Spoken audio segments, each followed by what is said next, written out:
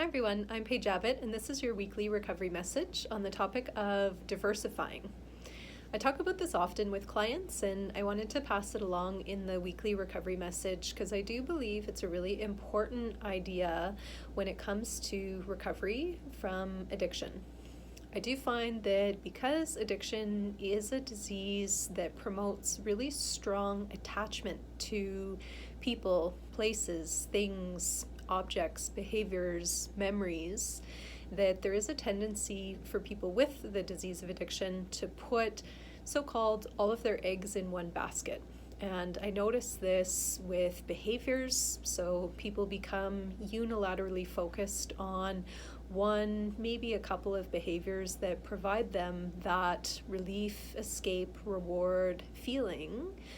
But even also in terms of relationships, a lot of people will hone in on one person, often a romantic relationship or maybe a very close friendship, usually a relationship that also provides that strong dopamine response, because likely there is a lot of enmeshment in that relationship and it almost becomes used like a drug by the brain.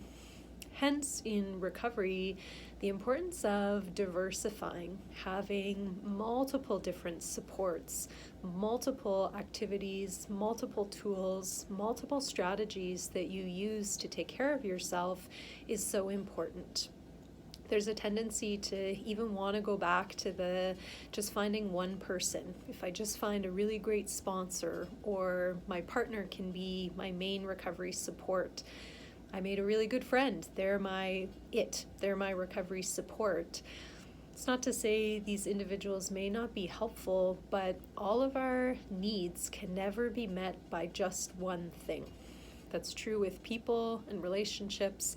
That's also true with behaviors. So recovery also involves sometimes trying out new things to see what you enjoy. So what are different fun activities that you can do that help rejuvenate and decompress?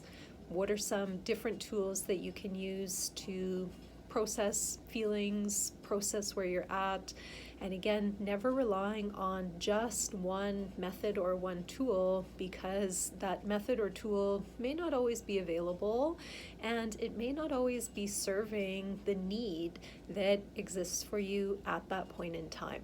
So have diversity. This even comes down to what you're consuming, what you're putting in your body. Diversify, try different foods, eat a variety of different foods every day, every week. Don't get caught on the same kind of menu, the same program.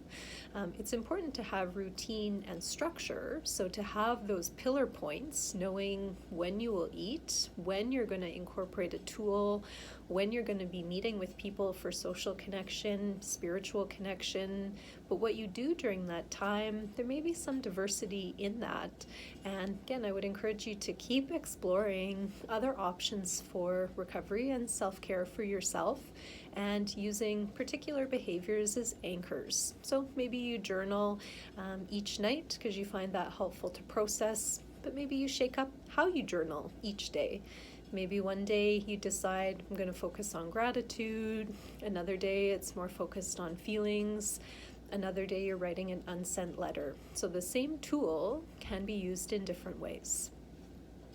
Give this some thought, reflect on how you can incorporate diversity into your recovery, and look at, do you already have a diverse recovery plan? If so, great, keep going, keep exploring, keep having fun, finding new ways to take care of yourself. If not, if you feel you are becoming very over-focused on one or a couple of tools or people, then I would really encourage you to challenge yourself, get out there, explore, open up, and be vulnerable. Thanks for watching. I wish you the best in your ongoing journey of recovery. Bye for now.